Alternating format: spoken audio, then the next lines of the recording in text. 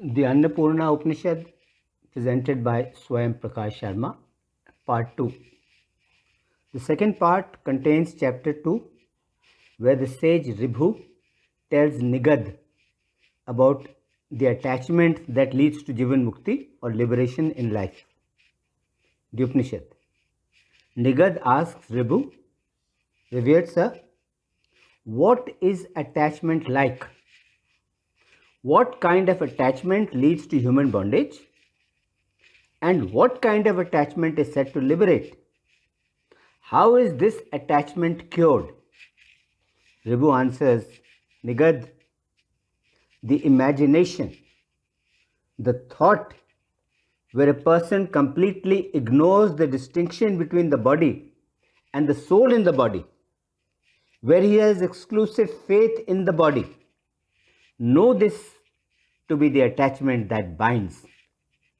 Know this fact, Nigadha, that all and everything is the self. All and everything is the Atma. Therefore, since everything is the Atma, what shall I seek here and what shall I avoid?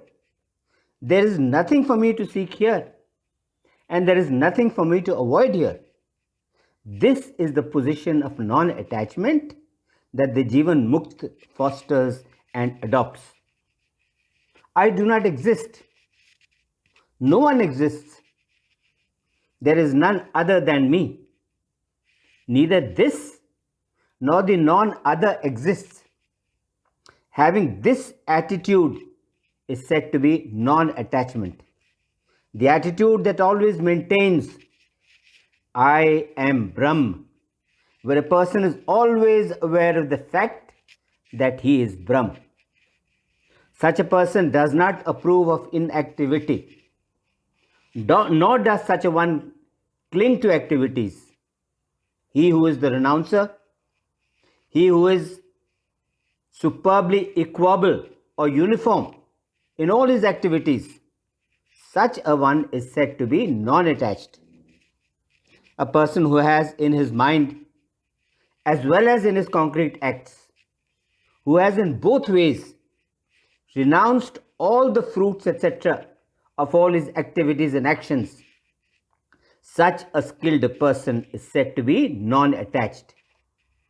Imaginations and the manifold activities that emanate from such imaginations are cured here by non-indulgence in imaginations. Do not indulge in imaginations. Do not indulge in thoughts. The mind that does not cling to acts, the mind that does not cling to thoughts, the mind that does not cling to things, the mind that does not cling to wanderings, the mind that does not cling to the reckoning of time, but instead the mind that rests in consciousness alone, the mind that finds no delight or joy anywhere. That mind, even when it is turned towards some object, it still revels in, it still takes delight in the self, in the Atma.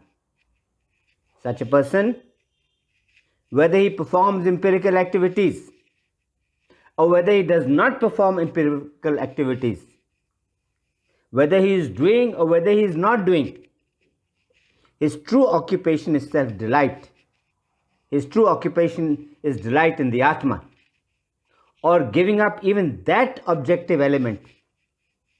As stabilized consciousness, the tranquilized Jeev, the tranquilized individual abides in the self, abides in the Atma like a shining gem. The absolutely quiet, the absolutely inactive state of the diminished mind, free from all objective reference, is said to be the state of deep sleep in wakefulness. This state of deep sleep in wakefulness, O Nigadha, is fully developed through practice, and it is called the fourth by the best knowers of the truth. Having attained the indestructible status, in this fourth state, the person reaches a non-blissful poise, as it were, whose nature is invariably delightful. From that place, lifted above all relativities, like non-bliss and great bliss, the timeless yogi, reaching the state beyond the fourth, is said to be liberated. With all bonds of birth loosened, and with all tamasic conceits dissolved, the great sage abides as the blissful being of the Supreme Self, of the Param Atma, like a salt crystal in water, completely absorbed in it. That which is the trans-empirical, that which is beyond the empirical, and that which is beyond the experiential reality, that which is present in the contrasted perceptions of the material and the consciousness, that is the essence. And Brahm is said to be that essence.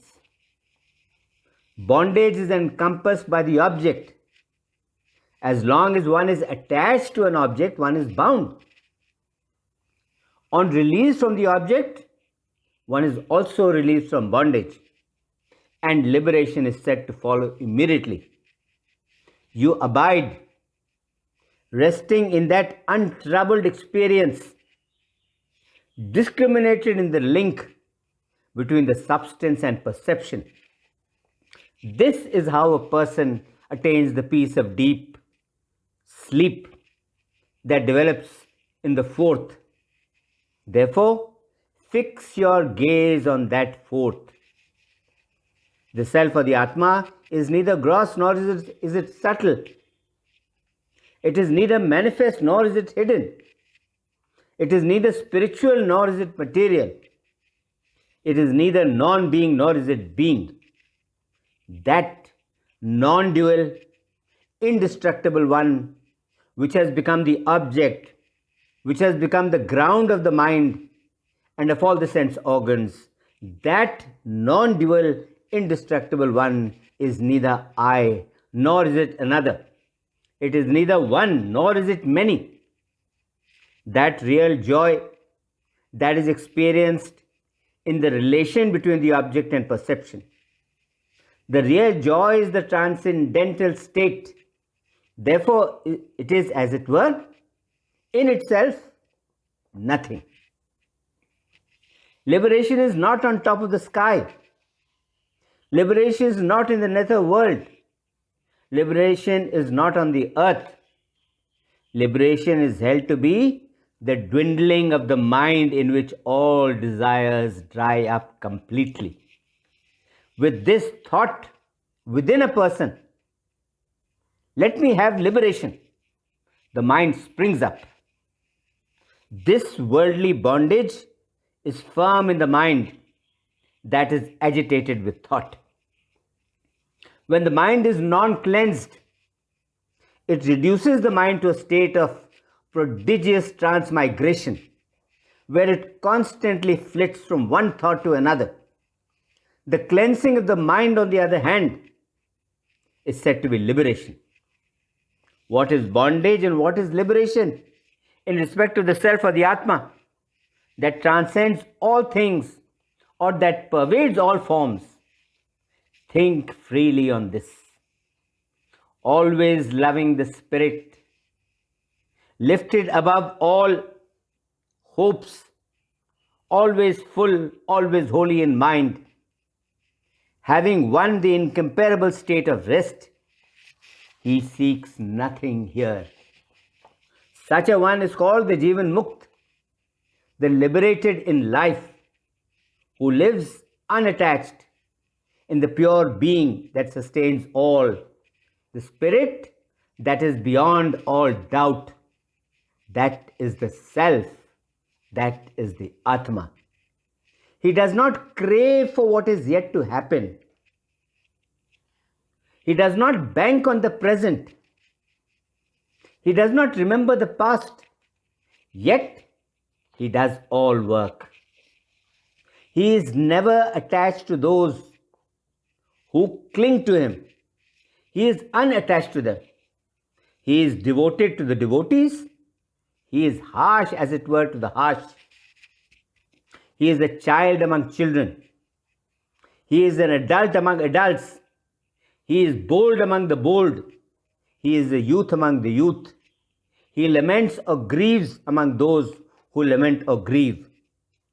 He is steadfast. He is blissful. He is polished. He is of holy speech. He is wise. He is simple and sweet. He is never given to self-pity. When the throbbing of the vital breath ceases through discipline, the mind is completely dissolved. Only the impersonal bliss of nirvana remains, from where all discursive speech turns back, with the obliteration of all of one's mental constructions. It is that Brahmic state that abides. Here is the Supreme Self. Here is the Param Atma, whose essence is the light of consciousness, without beginning, without end. The knowing, the wise, hold this new luminous certainty to be the right knowledge.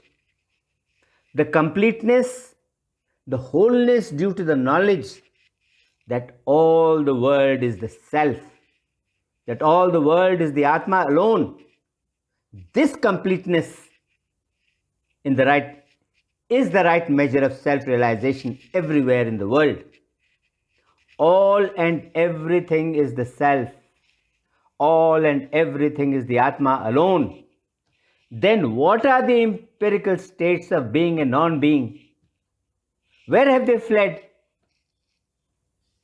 Where are these notions of bondage and liberation? What stands out is Brahm alone. All and everything is the one supreme sky. What is liberation? What is bondage? This is the great Brahm, established mightily with extended form. Duality has vanished from it. You yourself be the self or the Atma alone. When the form of a stalk, of a stone, and of a cloth are seen aright, then they are seen as one without the shadow of difference. But bent on the imagination of differences, where do you stand? This imperishable and tranquil essence that is present at the beginning and at the end of things and of yourself, always be that imperishable and tranquil essence.